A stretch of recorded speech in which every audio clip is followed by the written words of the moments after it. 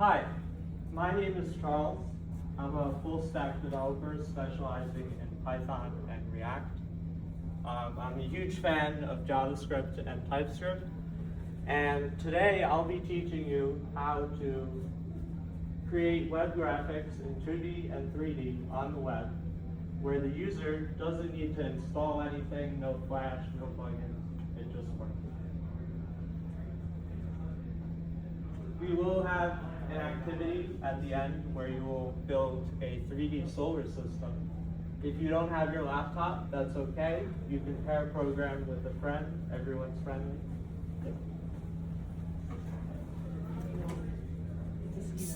So we'll start with what are web graphics. Now this is a bit basic, but we have 2D and 3D. So these things are everywhere. This will be useful for making data visualizations in business, games, product demos, that sort of thing. So let's start with the web graphics stack. From the bottom up. First you have your graphics card. Now these days they're very expensive, but they're very powerful, and they can do a lot of math very quickly. Now to talk to that, we have WebGL, which is a library called Web Graphics Library, and it's based on OpenGL. And it's a low-level browser API that talks to the GPU. Now you'll only be doing this for very serious things, but what we're going to be focusing on today is how to use a library like 3JS, which abstracts a lot of the complexities of WebGL, which will allow you to quickly prototype 3D and 2D things. And above that is the code that you write yourself, where you're defining how things should look. Any questions so far? Okay, so when working on a project, you should choose the right tool for the job.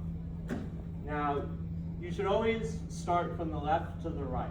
If all you need is a simple icon, an SVG, where you just need to animate it a little, you can manipulate an SVG in React, for example. You're able to manipulate that. But for more complex things, like a 2D card game, for example, you would use a 2D canvas that's built into JavaScript, where you can just, on your HTML page, just define where you're going to place it. It's an HTML tag, like the canvas tag, and that's where all your animations will go.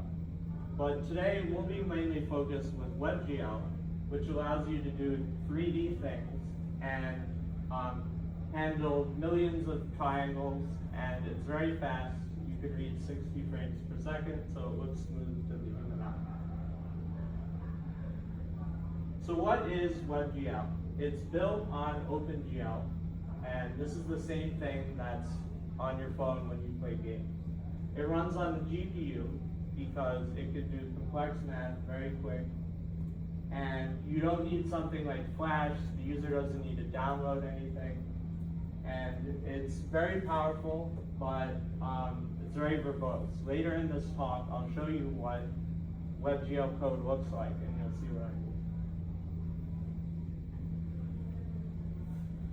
So this is how you draw a triangle. This actually isn't all of it. You need 50 more lines just to draw that triangle. So, do you guys now understand why we're going to use WebGL? Now without seeing. So you'll see you have to manage your own buffers, for example. Very complicated. What? What? I'll ask that question later. Yeah, this is a vertex shader. Shaders are small programs for making graphics. What is it for? It is a piece of memory, basically. Yeah, okay. That's as simple as I could put it.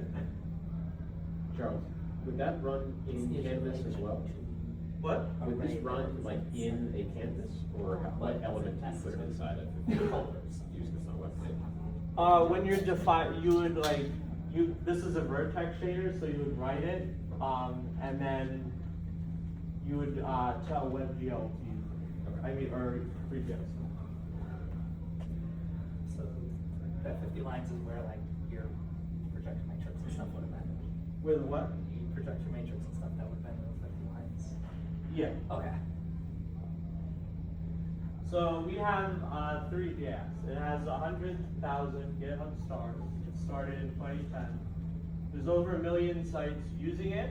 A lot of big companies, including Apple, use it. When I worked at Apple, I used it. There's a huge ecosystem. You can borrow from other people's projects. It's all over the internet. And it abstracts away all of that nasty code we just saw. So here's a big concept of 3GS. Whenever you think about a 3GS program, just think of these three things. The scene is like a stage of a Broadway play. It's where everything that the people see is. Then you have the camera. Most of the time we'll be using a perspective camera, which mimics the human eye. But there are other cameras, for example, if you're doing like schematics for engineering where you want a like an isometric view or whatever. But for this, we'll be using the perspective camera. And then we have the renderer, which uses WebGL and it actually draws it.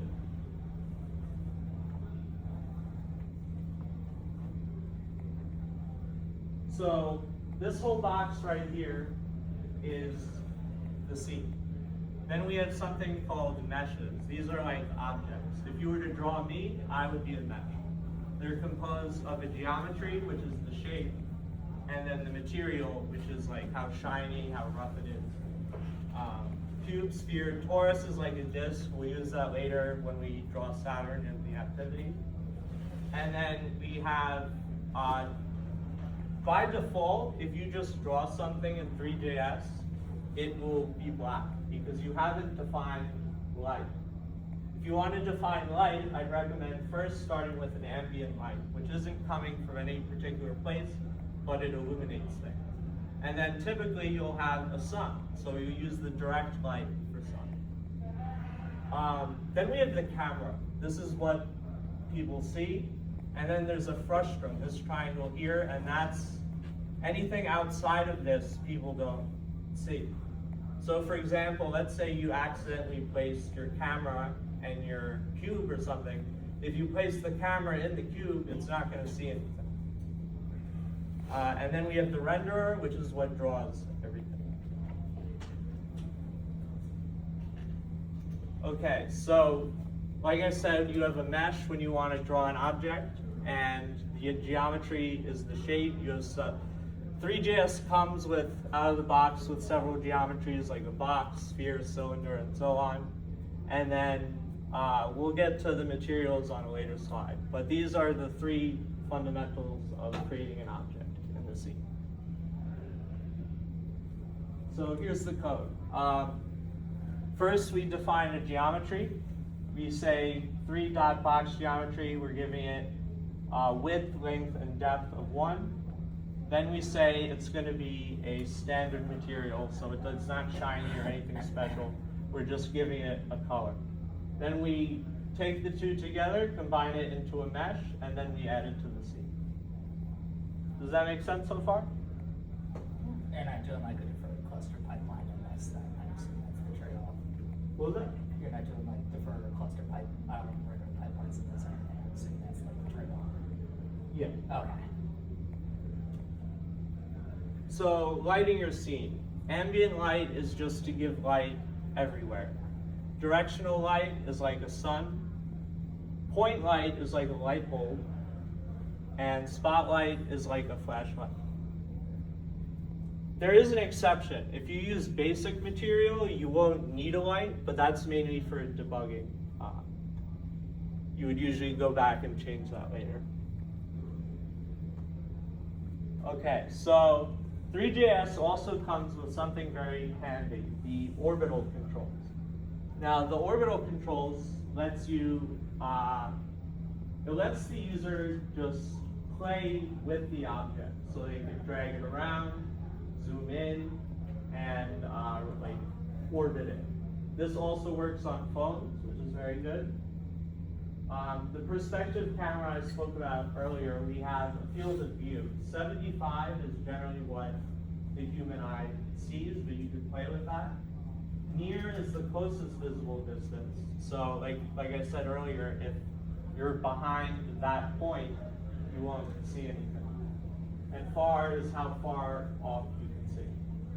The aspect ratio will almost always be the width and height of your scene, or screen. So the renderer loop, that's how things are actually drawn. Now it's 3 steps. You'll have, first you say what you're gonna do. Oh, I'm gonna move this cube to the right.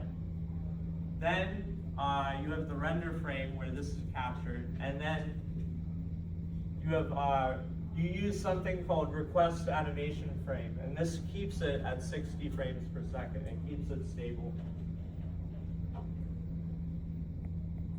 So here's the code of what we just talked about. Before you do anything, you say, okay, we want to loop this. This is going to be running the entire time. Then you say, oh, I want to move it to the right a little bit. I want to move it up a little bit. And then you call render. So we have the 3D coordinate system. So in some other languages, you may have something different than this, but in general, on the x-axis, if it's a positive number, you're going to the right. With the y-axis, positive goes up, and z-axis goes towards you. Wait.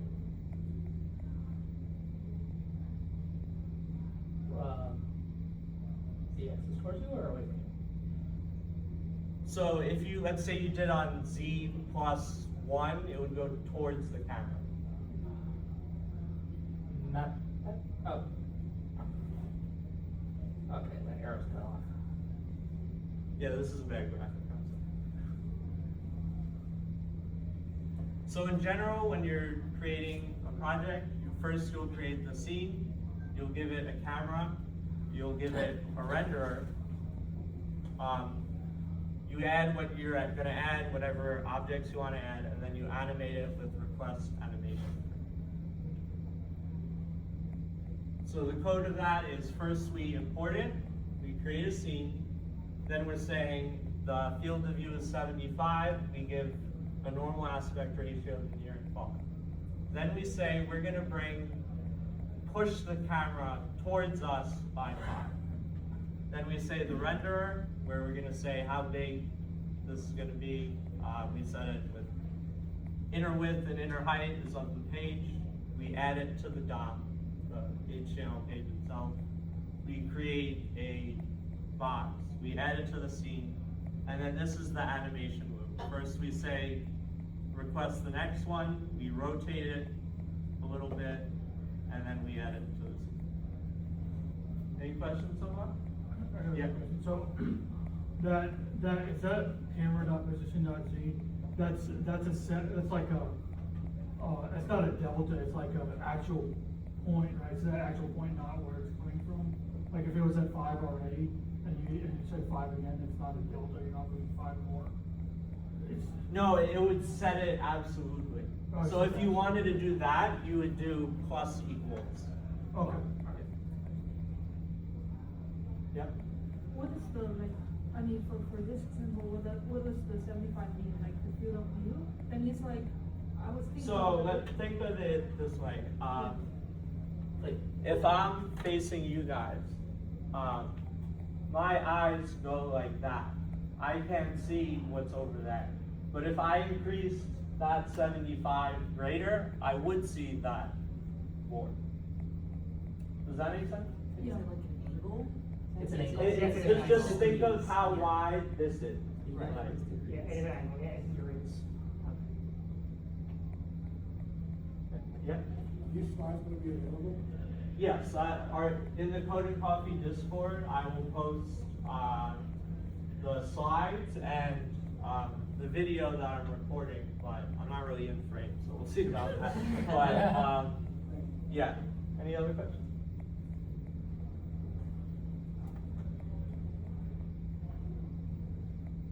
So here's what you can do to an object. You can move it in 3D space, you can rotate it and scale it. So we're gonna see that. This moves it 2 units to the right. It doesn't care where it was previously. It's just setting in absolute terms. Like think of, what's that? If you set position.x equals 5, 5 is right here. It doesn't care where it was previously, you're just saying that it's now at 5.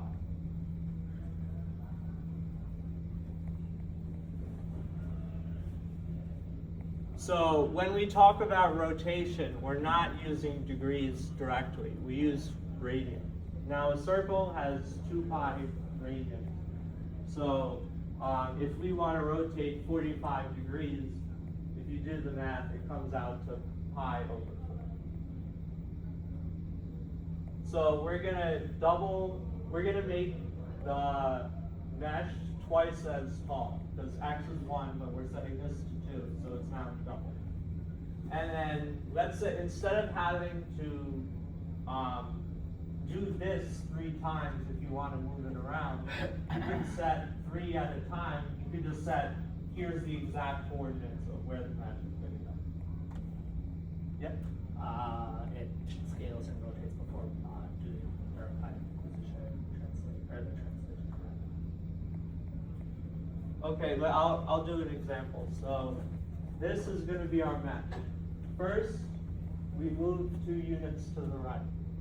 Then we rotate it 45 degrees. Then we make it twice as tall. And then we're going to do a shorthand for moving it. So where I started, my x will be 0 since I was here. I grow 5 times as tall, and I go back 10 units that way. Does that make sense?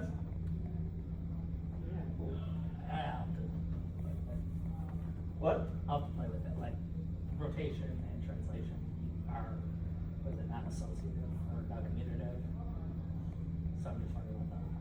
You're too deep for us, Jeff. We'll get there. Okay. I don't think the coordinate system is related to rotation. It is. Do the coordinates rotate with rotation? What do you mean? If the object rotates, does the coordinate system rotate with it, or is that independent? No, the coordinate system is absolute. Yeah, It's- that's fine. Okay.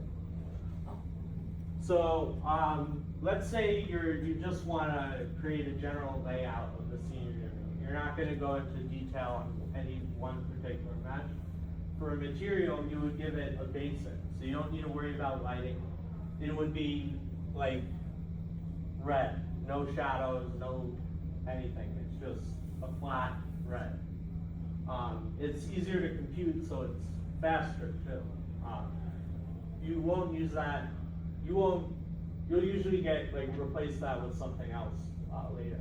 Almost always you will use the standard material because it's the most realistic, but it's also the most performance intensive. But so let's say it's running a bit slow. You could say, oh well, we only need it to be shiny, so let's set it as a fawn, which is good for plastic, shiny wood and stuff like that. And then Lambert is good for walls because it's matte and it's also very fast.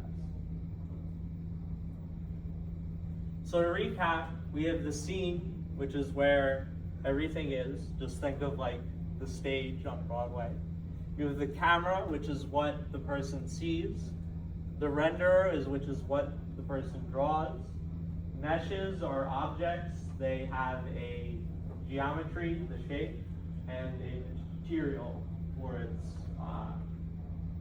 roughness and shininess. You have light, which is things like the sun, the ambient light, the spotlights. You have the render loop, which is where you're redrawing everything as time goes on. You have the orbital controls, which if you just want to show off the 3D model, just throw in some orbital controls and the person can play with it and move it around. And then you have the transformations, the different animations you can do to meshes. Yep. For meshes and I guess textures as well, like what format does 3JS want? Does it support many different formats? By format, you mean? Like the file format of like the meshes, like let's say I make a mesh in Blender or something and I wanna put it into my 3JS.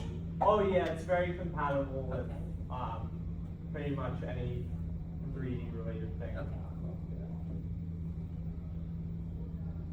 So now we'll have an activity. Most of the code is there already, but you're gonna play around with a 3D solar system using what we learned. Now, it's okay if you don't have a laptop, we can all share, and I'll also pull it up on here to kind of walk you through it. And yeah, let's begin. Oh, before I get to that, 3GS uses ES modules, which means when you're importing, let's say you want to import the orbital controls, that's technically an add-on. So in the import map, you would place it here. This is just so 3JS knows where to find everything. You put that in a strip of form, and then all your code goes down.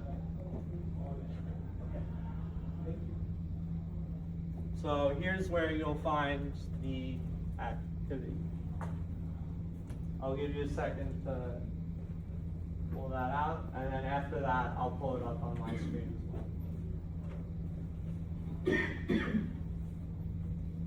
The channel is by default.